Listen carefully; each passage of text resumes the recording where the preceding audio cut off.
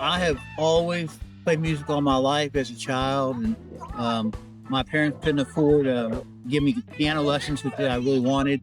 So my mother said if she'd buy me a $25 guitar at Sears, and if I learned to play "You're Cheating Heart" and "Good Night Irene," then she'd buy me a nice guitar.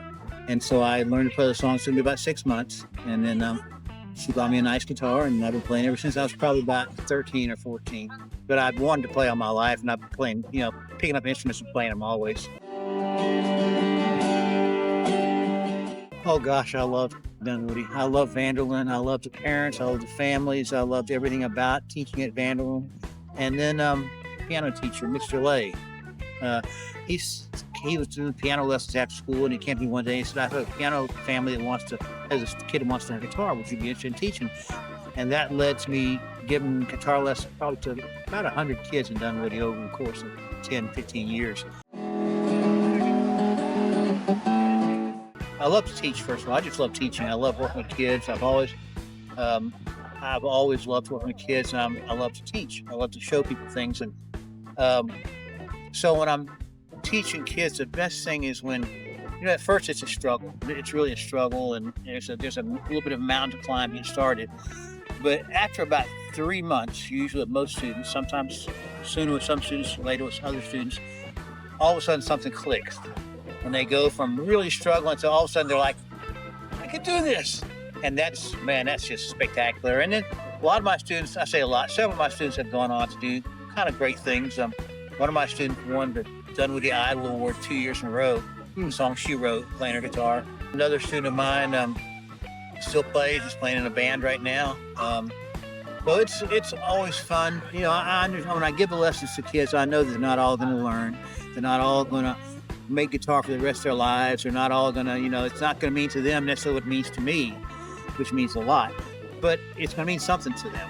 And it's going to enrich their lives in some way. And if they reach that point where the light bulb goes off, they go, "Oh, that's all it takes for me." Well, Blackfoot Daisy is a band my wife and I started. My wife and I met online in a songwriters group. We're both going to put songs into a songwriters group. And I commented on one of her songs and said that it would go well with some of my friends. I live in Atlanta, because this page, this is an international thing, people all around the world. And she's texted me right back where I went and said, "Well, I live in Atlanta." We turned out we were like 5 miles from each other. So we met and started writing some music together. And after a while, she said, "Can you back me up? I want to do some." She had never performed before. She said, "I'm really scared. If you can play behind me, I'll do something to sing." So we did a couple things like that, and then we just started doing regular shows together, the two of us.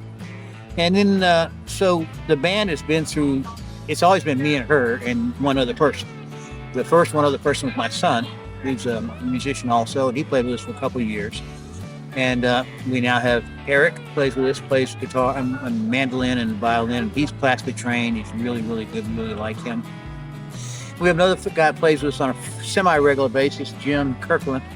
He plays mandolin and violin and flute. And when he fills in when Eric can't come. So we always have a trio. We always play as a trio. And Wendy and I have written most of the songs, probably the songs you've heard today. We wrote about half of them. And we have a Blackfoot Daisy web page. We each have our own web pages. We each have our own music pages. I have my own music separate from Blackfoot Daisy. And she has her own music separate from Blackfoot Daisy too. So we're actually writing, I'm writing for myself, and I'm also writing for her, for Blackfoot Daisy. She's writing for herself, and she's also writing for Blackfoot. The best place to find music, in my opinion, nobody ever goes to, is Bandcamp, bandcamp.com. So if you go to search my name in Bandcamp, you'll find me. If you search Wendy's name or Blackfoot Daisy in Bandcamp, you'll find them. But we're also all on Spotify, Amazon Prime, wherever music is sold or streamed, whatever, we're there. www.blackfootdaisymusic.com is our website, and you can find our schedule and everything there. A lot of times for most songs, I get an idea or a couple of lines, and then I just go from there and build the music and the words out from there. But last February, I took a songwriting challenge. February is album writing month, FAWM, FAWM.org. And the challenge is to write 14 songs in 28 days, which is really, really tough. I've tried it several times before and finally did it for the first time, completed all 14 songs this past February in 1 month. And that was tough, but I changed my process and that helped. I just wrote all those lyrics. I didn't think about music at all. I just wrote lyrics, and then added music after.